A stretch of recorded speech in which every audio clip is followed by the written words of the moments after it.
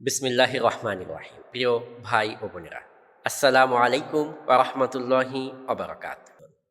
আজ আমরা কথা বলবো এক মহা ইবাদতের বিষয়ে, উমরা।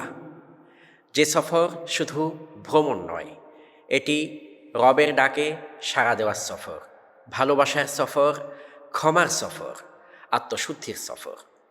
সৌভাগ্যবান সেই ব্যক্তি যাকে তার মালিক তার ঘরে আহ্বান করেন। উমরার ফজিলত। রসুল্লাহ সাল্লাল্লাহু আলাইহি ওয়াসাল্লাম বলেছেন, যে ব্যক্তি উমরা করতে যায়, এক উমরা থেকে আরেক উমরা পর্যন্ত তার কৃত সকল গুনাহ আল্লাহ রাব্বুল আলামিন ক্ষমা করে দেন।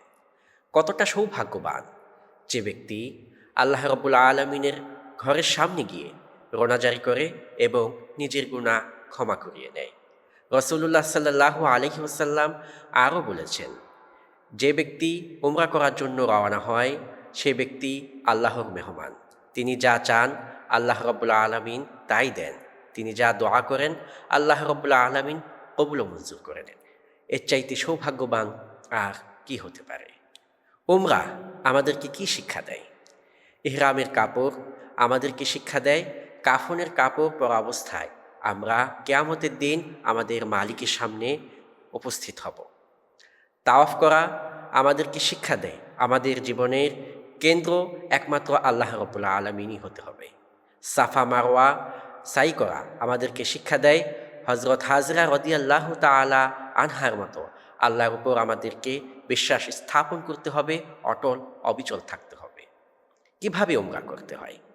উমরার নিয়ম হচ্ছে বাইতুল্লাহ শরীফ জিয়ারত করা, তাওয়াফ করা, সাফা মারওয়া সাই করা, মাথা মুন্ডানো বা চুল ছোট করার মাধ্যমে ইহরাম শেষ করা। শেষ কথা, প্রিয় ভাই বোনেরা, সময়, সম্পদ এবং শক্তি, এই তিনটি জিনিস আল্লাহ রাব্বুল আলামিনের অশেষ নিয়ামত। যাকে আল্লাহ রাব্বুল আলামিন এই তিনটি জিনিস দিয়েছেন, সে যেন তৎক্ষণাৎ তার রবের ডাকে সাড়া দিয়ে বাইতুল্লাহর উদ্দেশ্যে যেন রওনা করে যায়, এবং এটিই হচ্ছে মুমিনদের জন্য সৌন্দর্য। প্রিয় ভাইরা, উমরা হচ্ছে একটি হৃদয়ের সফর। অনেকে আছেন সেখানে গিয়ে ফটো সেশন করেন। সৌভাগ্যবান সে ব্যক্তি যে সেই সময় আল্লাহ রাব্বুল আলামিনের সামনে দাঁড়িয়ে নিজের জন্য ক্ষমা চান, পরিবার ও জাতির জন্য ক্ষমা প্রার্থনা করেন। আমরা দোয়া করছি আল্লাহ রাব্বুল আলামিন যে সকল লোক উমরার উদ্দেশ্যে রওনা করবেন তাদের উমরাকে কবুল ও মঞ্জুর করে নেন। সেই সাথে আমরা যারা গিয়েছি আমাদেরকে আল্লাহ তাআলা যেন বারবার হজ ও উমরা করার জন্য তৌফিক দান করেন।